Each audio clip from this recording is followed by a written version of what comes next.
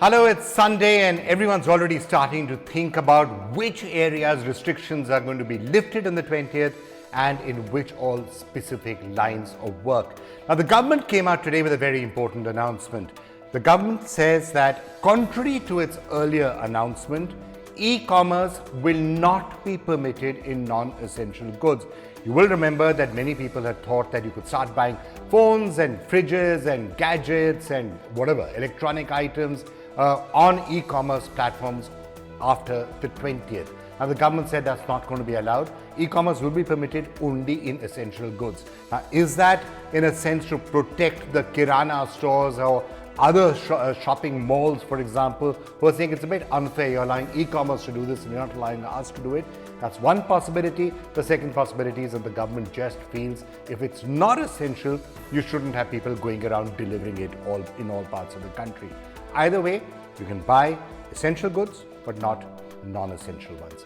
Looking at the overall numbers, the government said today that there were 1,300 fresh cases yesterday, which does mark a little bit of a jump from the figures we've been seeing the last 2 or 3 days. And in particular, states like Maharashtra and Delhi, which had started to see a secular drop in the number of infections, did see a jump yesterday. Let's hope it's a one-off aberration and not something serious. States that you should worry about a little bit perhaps include Gujarat and Madhya Pradesh, and especially Gujarat, which is fast seems to be becoming some sort of a hotspot. One piece of good news, Goa, no cases now. Goa coronavirus free. So that's one small cause for some celebration. Here are the major headlines. You will have to wait a little longer before you start ordering from e-commerce platforms like Amazon and Flipkart. The Ministry of Home Affairs has clarified that supply of non-essential goods by e-commerce companies will remain banned during the lockdown to curb the spread of coronavirus in the country.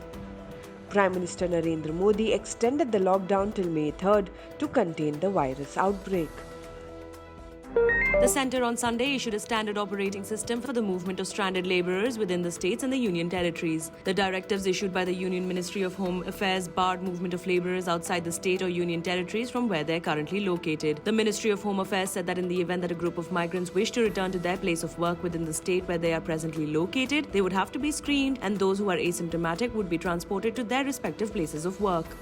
Rail and air travel are unlikely to resume after May 3rd, and a final decision will be taken after Union Health Ministry's inputs are received on the matter, reports quoting government sources have said. The Hindustan Times reported that there was a suggestion in the group of ministers meeting chaired by Defence Minister Rajnath Singh at his house that air travel may be started on May 15th. Reports say another suggestion floated was operating special trains to ferry migrants who are stranded.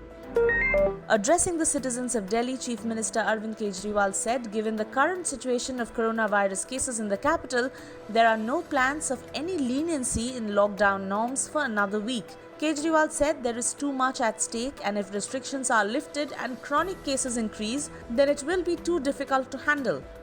He also added that all the 186 coronavirus positive cases that were reported in the capital yesterday were asymptomatic, and the patients did not know they were infected, which is a more worrying sign.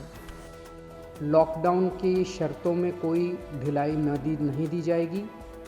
एक हफ्ते के बाद फिर से हम सारे experts के साथ सबके साथ बैठ के इस पे दोबारा इसकी असेसमेंट करेंगे, और अगर ज़रूरत पड़ी तो उसके बाद ढिलाई दे सकते हैं, लेकिन फ़िलहाल दिल्ली में किसी तरह की कोई ढिलाई नहीं दी जा रही है। The centre on Sunday said there is no proposal for reduction of pension and no action being contemplated by the government in the matter. The clarification came after rumours were afloat that the government is contemplating reduction or stoppage of pension. The government said it's committed to the welfare and well-being of the pensioners. There are 65.26 lakh central government pensioners.